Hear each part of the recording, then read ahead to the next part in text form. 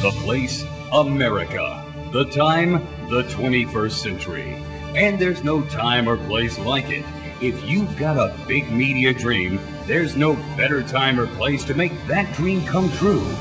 Meet the pioneers, men who have paved the path to America's big media future. These visionaries are building an American media system tailor-cut for the bottom line. But it's not just profits that drive these men to great heights. It's a winning determination to remake our free press into their free market. It's time we Americans honor these media heroes for their service to the dream. Announcing the nominees for this year's Big Media Hall of Shame.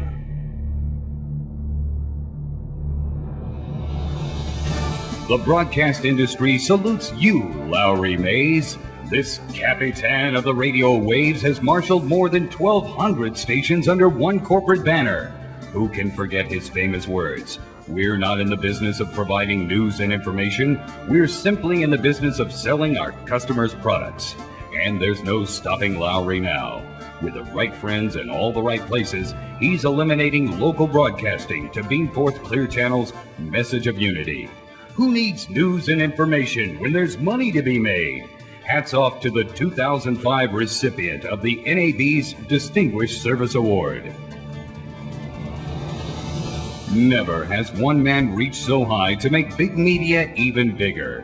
But this favorite son's mission was sabotaged by regular citizens who dared to care about democracy in a diverse independent media.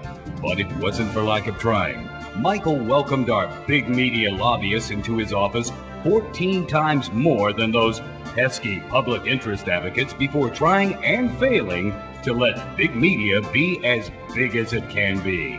His days as FCC chairman may be over, but Michael's legacy remains. The guy who let big media down. Few men have done more to build a media empire that serves the powerful. Our man arrived on American shores from the dusty outback of Australia. In a mere 20 years, this dark horse from down under has amassed a glittering array of media properties, earning billions for News Corporation shareholders, and restoring fairness and balance to an American news industry once held in the grip of radical Marxist elites. And this matey's not done yet.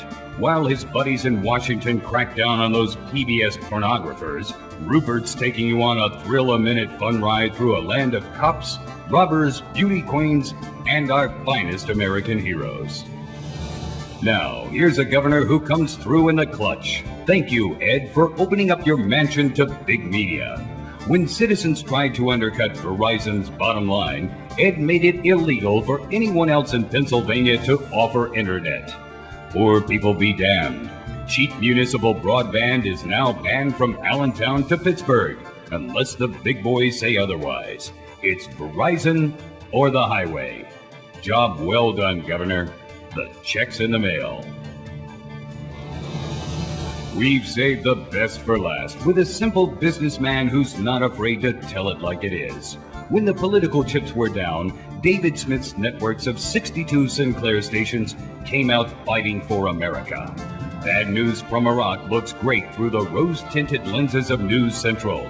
And when American voters needed him most, Smith valiantly turned our public airwaves into his political juggernaut.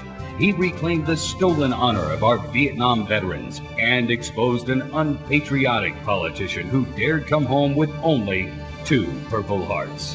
One thing's for certain, David Smith is going to be hard to beat.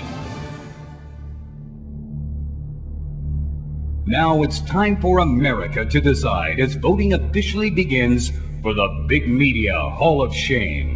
Which one of these men is most willing to sacrifice all dignity, ethics, and morality to come out on top in 2005? Vote for your favorite at the Big Media Hall of Shame.